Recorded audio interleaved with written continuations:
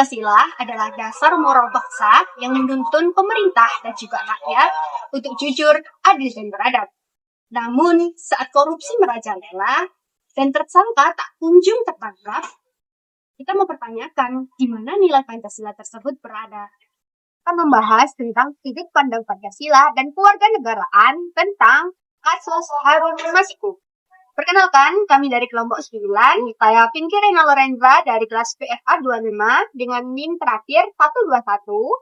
Saya Koko Haragsari dari PFB 25 dengan NIM akhir 032. Perkenalkan, saya Indah Septia Duningrum dari kelas PFB 25 dengan NIM akhir 026. Nama saya Nadia Auletir Sundari Pasana dari kelas PFA 25 dengan NIM 120.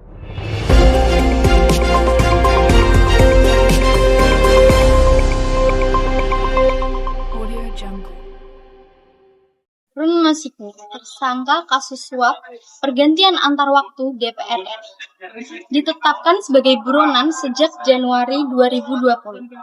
Hingga kini, KPK belum berhasil menangkapnya.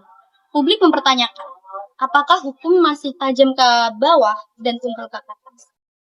Dilanggar sila Pancasila pertama, ketuhanan yang Maha Esa. Korupsi menunjukkan hilangnya kejujuran dan moralitas. Dalam hal ini, jelas telah dilanggar nilai iman dan takwa. Nilai yang kedua, kemanusiaan yang adil dan beradab. Korupsi merugikan rakyat banyak dan menunjukkan perilaku yang tidak beradab. Dalam sila ketiga, Persatuan Indonesia, korupsi dapat menimbulkan ketidakpercayaan rakyat kepada lembaga negara.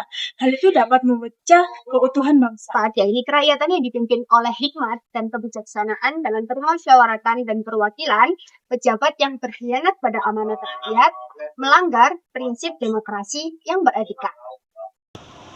Melanggar sila kelima, keadilan sosial bagi seluruh rakyat Indonesia.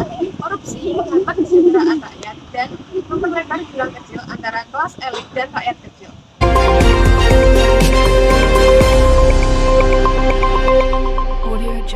Sekedar pelanggaran hukum, tetapi pengkhianatan terhadap seluruh nilai Pancasila. Ia menggerogoti keadilan, kejujuran, dan rasa percaya rakyat. Ini bikin kita pesimis sama hukum. Kalau rakyat kecil, cepat ditangkap. Nah, tapi kalau pejabat? Uang yang dikorupsi itu kan uang rakyat, harusnya dikembalikan saja untuk kesejahteraan kita. Inilah pentingnya menanamkan nilai Pancasila, bukan hanya disebut saja setiap setengah pagi.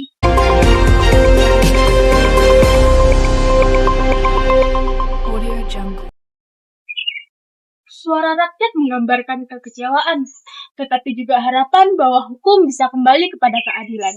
Jadikan keadilan dan kejujuran sebagai fondasi bangsa. Jika masih ada korupsi yang tak tersentuh oleh hukum, maka cita-cita ini belum terwujud dong. Sebagai warga negara, tugas kita bukan hanya mengkritik, tapi juga menjaga integritas. Mulai dari hal kecil agar Pancasila tetap hidup di hati dan tindakan. Sebagai warga negara, saya merasa prihatin melihat kasus seperti ini.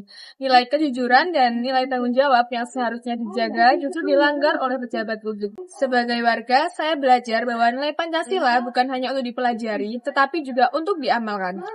Keadilan sosial tidak akan tercapai jika hukum tidak ditegakkan dengan tegas dan adil bagi semua.